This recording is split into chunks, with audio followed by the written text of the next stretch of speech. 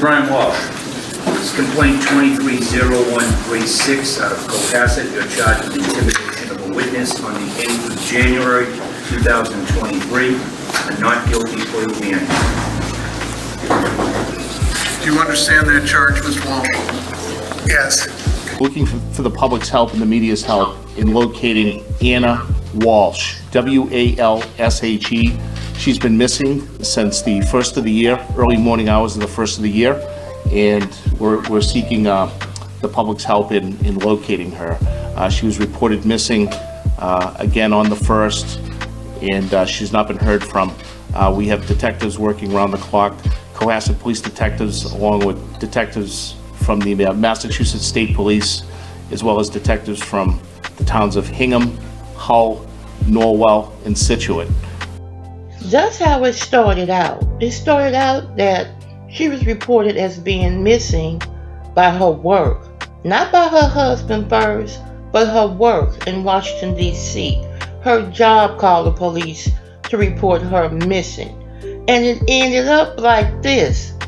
With this fool here lying to the police about his whereabouts, and make note, he was already out on bond for another case that he was waiting to be sentenced on. So he's just an habitual ass criminal. And now, allegedly, he done killed his wife, because they found a bloody knife and blood in the basement. Here goes the rest of the story. Y'all be careful of y'all so-called loved ones who love you so much that they love you to death. Here's the story. The husband of a missing mother of 3 searched online about how to dispose of a 115-pound woman's body. That's according to 2 law enforcement sources who shared the information with CNN. Goodness. Well, that's just one of the disturbing new revelations about the disappearance of Ana Walshe. You can see a picture over there. Her husband, Brian Walsh, he has now been charged with misleading authorities. CNN's Jason Carroll is live in Cohasset, Massachusetts. So Jason, we're also learning that authorities were searching 2 locations last night. I wonder, do we know the significance of those searches? Well, they could end up being very, very significant. It's still early on in this investigation, but as you were saying, much of that search and that investigation shifted here from the home in Cohasset to 2 facilities. One last night at a trash facility in North Boston. That's where investigators, Jim, spent hours combing through some of the garbage there, looking for more evidence in their case. In addition to that, yesterday, late afternoon, early evening, they also spent some time sifting through the rubbish at a dumpster outside of Walsh's, his mother's home, searching that facility there as well. All this as sources tell CNN that investigators also found very disturbing internet searches that Walsh had conducted following his wife's disappearance, which included how to dispose of a 115-pound body, and also how to dismember a body. Incredibly disturbing details about this case, which we also heard yesterday in court during Walsh's arraignment, where prosecutors laid out what they say investigators found at the home. He's on surveillance at that time, purchasing about $450 worth of cleaning supplies. That would include mops, bucket, tops, T-Vex, drop cloths, as well as various kinds of tape. Blood was found in the basement area, as well as a knife, which also contained some blood. During the time frame when he didn't report his wife and gave various statements, that allowed him time to either clean up evidence. And we should also tell you that reached out to the district attorney's office, talking to them this morning, Jim and Erica, expecting to get some more information possibly about their case. That should be happening later today. Again, at this point, Walsh has just been charged with misleading police. We'll see if that changes in the near future. Also, I should point out, I spoke to a friend of Ana Walshe on the phone, a man by the name of Peter Kirby. He told me, as you can expect, that they are extremely devastated, he says, by all of the developments that they've been hearing about in the news. He said at this point their focus is on Ana's 3 small children. New at 8, WBZ obtaining new video of Brian Walsh after his wife's disappearance. a Norwell restaurant, Press Juice, showing us security camera footage of Walsh walking around the store on the morning of Monday, January 2nd. Now, in court documents, Brian Walsh admits to bringing his oldest son there. Walsh was under a modified house arrest as he awaited sentencing on selling fraudulent art. Welcome to Straddled Events. On this channel, we bring you the truth. Sometimes the truth is quite ugly, unbearable, and you just don't want to deal with it. But on this channel, you're gonna get it anyway. You are straddled the fence of good versus evil, right versus wrong. And on this channel, we're gonna tell you to do better. Please like, dislike, subscribe, and share the videos. Now let's go. Well, David, we know that Brian Walsh is close with his mother, who lives here in Swampscott, but this friend told us he used to be very close with his father. What happened was a falling out over money and the allegation that Brian destroyed his father's will. Now, this friend asked to remain anonymous. I was probably as close to the inner dynamics of that family as anyone. This man says he first met Brian Walsh when he was 6 years old. A close friend of his father's, Thomas Walsh, he describes Brian as well-behaved and entitled. Brian was not like other young people. He was always dressed in our money and penny loafers. When he was like 13, I never saw him in dungarees. He just wanted the finest things in life. Brian is now behind bars, accused of misleading the investigation into the disappearance of his wife, Ana. And this friend says Brian's manipulative behavior started with a falling out with his father over money. He says the two did not speak for over a decade. This was a kid who never gave his father an ounce of teenage angst. He didn't smoke, he didn't drink, he didn't do drugs. He was very close and he was very respectful to his father. He was charming, and when he did this, it stabbed his dad in the heart. Brian's father, the former head of neurology at Brigham and Women's Hospital, died in 2018. According to court documents, Thomas Walsh cut his son out of the will. Then Brian is accused of destroying the will, appointing himself the personal representative of the estate, and liquidating over $100,000 from bank accounts in the name of Thomas Walsh. There was indeed a will, and there were specified inheritors, and Brian was not one of them. In 2021, Brian was convicted of fraud for stealing a friend's Andy Warhol paintings and selling them, as well as fake versions of them. Despite this history, this man says he is still perplexed by Ana Walsh's disappearance. He was not trustworthy. He did things that were shameful and horrible to someone he really cared about, but I never saw him raise his voice. Now, coming up at 6, we dig even deeper into this story. The friend and another family member accuse Brian of stealing over $1 million from his father years ago and then trying to sell his house after he died. Live in Swampscott, Louisa Moeller, WBZ News. Louisa. Developing tonight, court documents shedding light on Ana's relationship with her mother-in-law. Boston 25 News reporter Lisa Pappas and our entire team have been going through that paperwork. And Lisa, talk to us about what's been uncovered tonight. Well, according to letters written by both Brian's mother and his wife, Ana, they didn't have a good relationship. Ana Walsh blames his parents for his troubled upbringing. More than a dozen character letters were sent to a federal judge in September 2021 on behalf of Brian Walsh, all showing support for him ahead of his sentencing after he was charged with selling 2 fake Andy Warhol paintings for $80,000.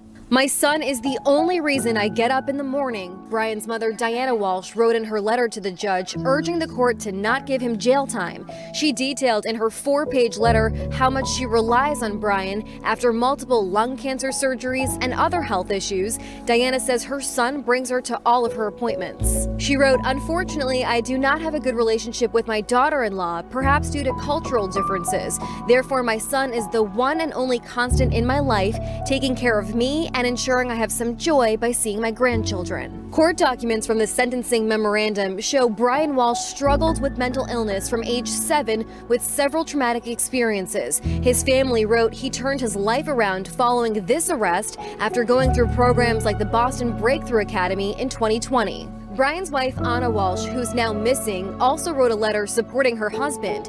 She said Brian has been deeply affected by his childhood and relationship with his parents. He was taught to lie and hide. He was told that he was a loser, that his parents should not have had him, that he had no chances of making anything of himself in life, and that he was a lost cause. Ana also wrote how she's able to do her job while Brian takes care of their 3 young boys who love and adore him. Brian's mother, Diana, also wrote, "He will never put us through such a trauma again. When my daughter-in-law told me Brian was arrested, my entire system went into shock." And Brian Walshe has yet to be sentenced in that federal case. Ever since those letters were submitted to that federal judge, Brian Walshe was on house arrest up until he was taken to jail, of course, this week in connection to the disappearance of his wife. Live in Cohasset, I'm Lisa Pappas for your local station, Boston 25 News. Massachusetts police are searching a trash transfer station in connection with a missing persons case. A 39-year-old wife and mother of 3, Ana Walshe, was last seen in the early hours of New Year's Day. Her husband, 47-year-old Brian Walshe, was arraigned yesterday on a charge of misleading investigators in connection to her disappearance. Prosecutors said that a bloody knife was found in the family's basement shortly after the husband spent hundreds of dollars on cleaning supplies. Nick Giovanni from CBS News Boston is at that trash transfer station with the latest on this story. Thanks for joining us. Can you just sort of lay out the timeline of events for people who may not be familiar with this story? You know, what do we know about Ana and when she disappeared?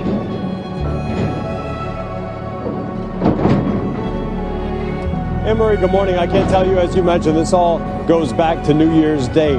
Ana Walshe last seen by her husband, according to prosecutors, the early morning hours of New Year's Day. We're told that she was reported missing days later, and at that point, over the weekend, and we can tell you investigators were searching the woods around the house, spent the better part of the weekend doing that, executing a search warrant of the house on this past Sunday, a week after she was last seen. And later that day on Sunday, the husband, Brian Walshe, was under arrest, charged with misleading investigators, as you mentioned. They did go through the house. We were out there at the Cohasset home Monday morning where investigators returned to the scene. Prosecutors later said in court Monday that there was blood found, as you mentioned, in the basement, a knife with the blood on it. And then as this was all unfolding in court yesterday, investigators were here at this facility in Peabody, this transfer facility, as you mentioned, just about an hour away from Cohasset. This is on the North Shore. Investigators going through, looking through the trash. We saw them out in hazmat gear, looking for hours through the trash in this area. And our investigative team learning this morning, investigators found trash bags with blood, a hatchet, rug, used cleaning supplies, all here at the facility. And this is all new information that we're learning here this morning about what was actually found. This as Brian Walshe was being held on $500,000 bail, going back to that charge of misleading investigators. So why are investigators searching this trash transfer station? And I guess more importantly, what led them there? What was discovered?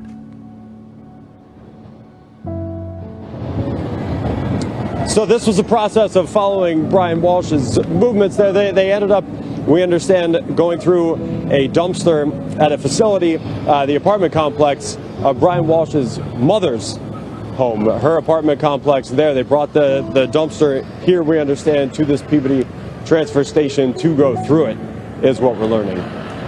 So now let's talk about the husband. He was arraigned yesterday on charges of misleading investigators. He also has sort of this other background that has to do with art and fraud. What do we know about the charges that are pending, why he was charged with misleading investigators? I think that's a very interesting charge. What did he say to them that led to this?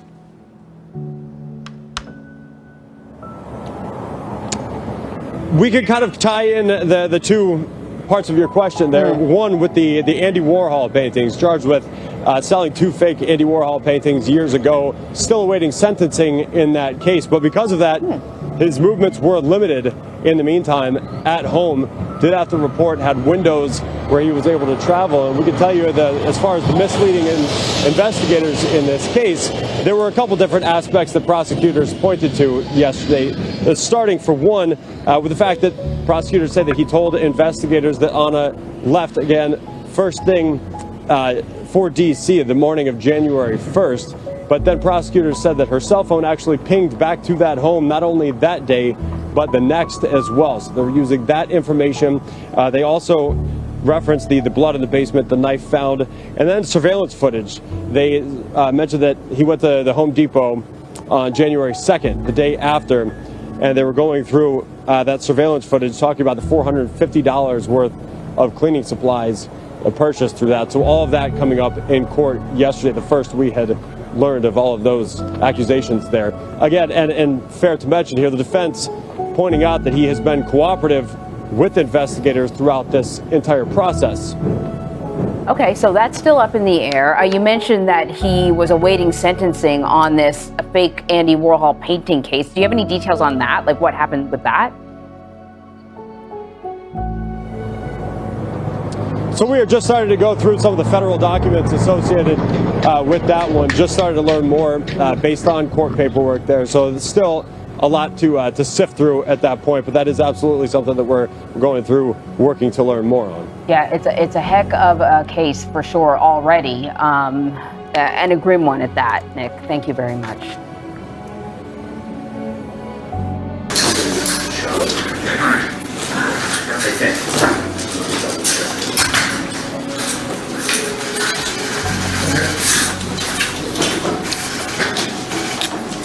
Mr. Brian Walsh, this complaint 230136 out of Cohasset, you're charged with intimidation of a witness on the 8th of January 2023, a not guilty plea mandate. Do you understand that charge, Mr. Walsh? Yes. I'll hear from the Commonwealth. Yes, good morning, Your Honor. Lynn Beeland for the Commonwealth. Your Honor, the charge before the court right now, the defendant is charged under the intimidation, that being misleading the police in the course of an investigation. The investigation was into the missing person of Ana Walshe. Ana is the wife of this defendant. She's 37 years old. They have 3 children, 2, 4, and 6. Ana Walshe was last seen on New Year's Day about between 4 and 6 a.m. in the morning. The defendant indicated that she left the house to go, she works in Washington, D.C. The defendant indicated in the subsequent interview that she left the house around 6 a.m. taking an Uber or Lyft to go to the airport, where she was going to go to work in D.C. That was the last time she was seen. In the course of the investigation, police were notified around January 4th by her employees in Washington, D.C. that she had not shown up for work on January 4th. That was the first time that she was notified that she was missing. Up until this point, the defendant had not notified anyone that she was missing. In the investigation, was determined that she actually had a plane ticket for January 3rd, which she did not use, and did not show up at the airport nor her D.C. job or her apartment in D.C. It was indicated that the defendant, police checked during the course of this investigation. There was not a Uber or any kind of Lyft that had picked her up on January 1st. In fact, in the course of the investigation, it was determined that her cell phone pinged in the area of the house, which is located on Chief Justice Cushing Way, that her phone pinged on the 1st and the 2nd, which is after the defendant had said she had left. Additionally, the defendant right now was on house arrest, pending sentencing in federal court. Part of that probation and condition, he was to report his whereabouts if he was to leave the house. He indicated as part of the investigation when police spoke with him that on January 1st he went to his mother's house. However, it took him a lot longer because he got lost going to his mother's house in Swampscott. He also subsequently indicated and stated to the police that he went to Whole Foods and CVS. Police subsequently did surveillance and checked There was no surveillance or indication that he went to Whole Foods, nor CVS. He indicated he purchased some items. There's no receipts for him having purchased that. He then returned home. Surveillance was checked by several police during this time frame. These statements caused a lot of delay as part of the investigation, as police now were focusing on the North Shore. He further indicated that on January 2nd, as he was supposed to report in, that the only time he left is that he went to take his son for some ice cream. Surveillance checked during the investigation indicated that defendant, in fact, on January 2nd, sometime after 4 o'clock, went to the Home Depot, which is in Auckland. He's on surveillance at that time, purchasing about $450 worth of cleaning supplies. That would include mops, bucket, tops, T-Vex, drop cloths, as well as various kinds of tape. He's on surveillance at that time on January 2nd, even though he said he never left the house. Police obtained a search warrant and actually searched the house with crime scene services. During that time, they found blood in the basement. Blood was found in the basement area, as well as a knife, which also contained some blood. Could you repeat that last? I missed it. Yes, in the basement, crime scene services recovered and found blood in the basement area, in a section of the basement. There was also a knife that was found. On the knife, there was also blood, and part of the knife was damaged. Your Honor, these various statements caused a delay in the investigation, to the point that during the time frame when he didn't report his wife and gave various statements, that allowed him time to either clean up evidence, dispose of evidence, in causing a delay. As of this time, Ana Walshe has not been found. So because of that, the Commonwealth is asking $500,000 cash bail. At this time, these are the charges. Good morning, Your Honor. Mr. Walsh's wife has been missing since January 1st, and it is true that her employer contacted the police on January 4th. However, that was as a result of Mr. Walshe, Brian Walshe, contacting the employer to say, I haven't heard from my wife. The employer suggested that their security team, who was a former law enforcement officer, contact both the Cohasset Police and the DC Metro Police, which he did. Mr. Walshe has given several interviews. We have consented to searches of his home. We have consented to searches of his property. We have consented to searches of his cell phone. I negotiated with First Assistant District Attorney, to promote you, Lynn Beeland, on the terms of that to protect attorney-client. He has been incredibly cooperative. The charges are not anything relating, he's not charged with murder. He's charged with misleading investigators by not saying, as I understand it, he went to Home Depot in Rockland. He did say he went to Press in Norwell, and as Your Honor knows, Rockland Home Depot was right next to Norwell. If in fact he was there, it was next in the town next to him. With respect to the other alleged omission, is that he was in Brockton and Abington.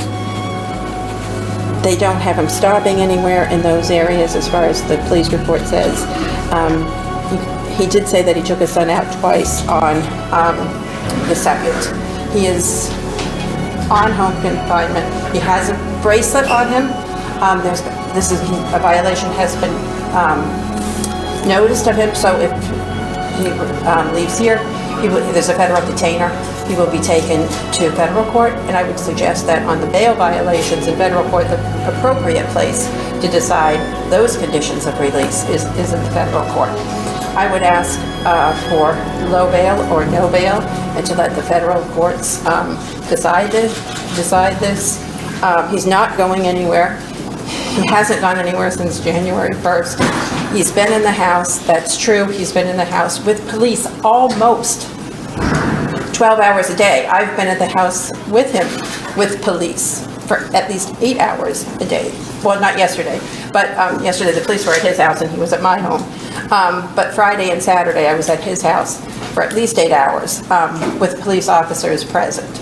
So it's not that he's been there changing evidence or somehow impeding the investigation. The charges are he neglected to mention that he went to Abington and Brockton, and that he neglected to mention that he was at a Home Depot. I suggest on those charges, for a regular person, as everybody has to be treated, that would be a no bail situation. With respect to violation of conditions of his federal bail, that is most appropriately dealt with in the federal court. Thank you very much, Your Honor. And bail is set at $500,000 cash, $5 million surety. Can we get a 30-day date, Ms. Minor, please? What date would you like? You tell me any date. He would be, we would do this by teleconference from the House of Correction.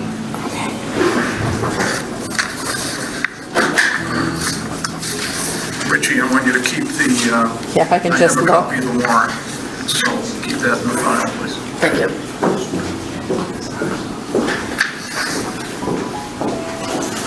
Bail is set at $500,000 cash. You have a right to appeal that bail to Superior Court. If you make this bail and get arrested or charged with any more offense while this case is pending, you could be held up to 90 days without bail. We're going to pick a conference date within 30 days. Yeah. Is Thursday, February 9th available? Thursday, February 9th is perfect. Thank you. February 9th. Video, please. Thank you. Okay. Thank you. Out to a WBZ exclusive, a family friend who was at the New Year's Eve party the night before her disappearance says he didn't see any signs that anything was wrong. He's only speaking to WBZ's Julie McDonald, who's live for us in Cohasset tonight. Julie? Well, David, the husband and wife hosted Jem Mutlu for that New Year's Eve celebration. They cooked, they laughed, they played with the couple's children. He describes an evening here at their home that was completely happy and normal. Now, this friend, Jem, actually met Ana through Brian. He knew the husband first. They've been friends for years, and despite that long friendship, he had suspicions prior to Brian's arrest that there may have been foul play. The whole thing is a tragedy, Julie. The whole thing is a tragedy. It's a tragedy. There are, in the words of a friend, there are no winners in this story.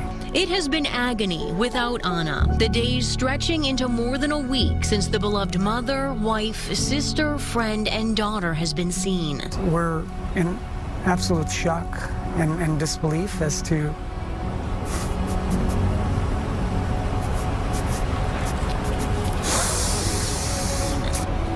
Jem Mutlu may have been the very last friend to hug Ana before she disappeared. He'd been hosted by the Cohasset husband and wife just hours before.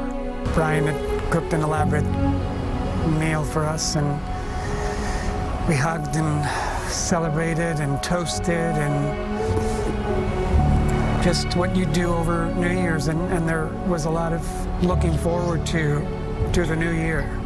A new year now plagued with worry and fear for her safety. Both Ana and Brian have been individually and together very impactful on my life. A part of me had this suspicion all along that there may have been foul play, and that somehow just the story wasn't adding up. Those painful suspicions confirmed when Brian Walshe was arrested for misleading investigators. With a mother missing and a husband in handcuffs, friends' laser focus is on 3 precious boys. My biggest fear had shifted towards the children. I wondered if the children were safe. The Walshe sons are physically safe, and despite frightening details presented in court, Ana Walshe's loved ones pray and plead and cling to a possibility of a mother returning to her sweet sons who need her. Believe it or not, I still have a modicum of hope that somehow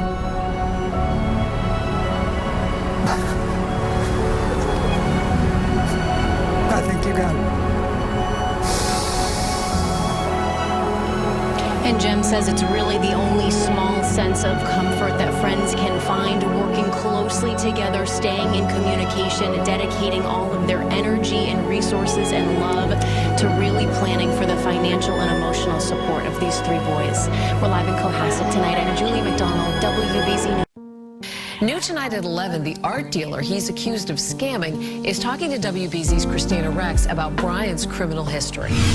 Lisa, Brian Walshe was convicted of fraud, accused of stealing a friend's Warhol paintings and selling those paintings as well as fake versions of them. Now, when victims tried to hold him accountable, he stopped taking their calls. These are the fake Andy Warhol paintings that Brian Walshe sold a California art dealer as real for $80,000 back in 2016. I spoke to Ron Rivlin by phone. He tells me Walshe is a calculated guy, saying, "I've bought over 1,000 Warhols and this is the one and only acquisition that got by me." He was that good. What happened to me is telling of Walsh's masterful ability to coerce people. This is not his first rodeo. He's already under federal charges and is, being monitored at home. Walshe has been on house arrest for years after pleading guilty in 2021, but he still hasn't been sentenced because he was unable to produce the stolen paintings and allegedly couldn't come up with the nearly $500,000 he owed to 3 victims as a part of his plea deal. Now he's facing allegations he diverted money from his father's estate. Retired FBI Special Agent Jennifer Coffindaffer says more than 6 years later, this open case still hangs over his head. He is under a lot of stress and strain and pressure. He's facing these charges. He's facing significant jail time, prison time, I should say. And that causes individuals, when they're under all this stress and strain and thinking maybe he's going to lose her and maybe nobody else is going to have her. In a June 2022 letter to the judge, Brian's wife, Ana, wrote that he was a good man, saying Brian has been working consistently on breaking the past habits of his family, and we're all looking forward to the new chapter of his life. But experts say his prior crimes could tie into the allegations that he misled investigators following his wife's disappearance. People who commit significant fraud-type charges really do have a character flaw. And that character flaw usually involves narcissism and believing that they can, trick people into believing their narrative. Part of Brian's temporary arrangement for that fraud case was that he had a curfew from 11 p.m. to 7 a.m. Prosecutors say he broke that curfew in the days following Ana's disappearance. In that case today, Brian was held on $500,000 cash bail. Lisa and David? All right.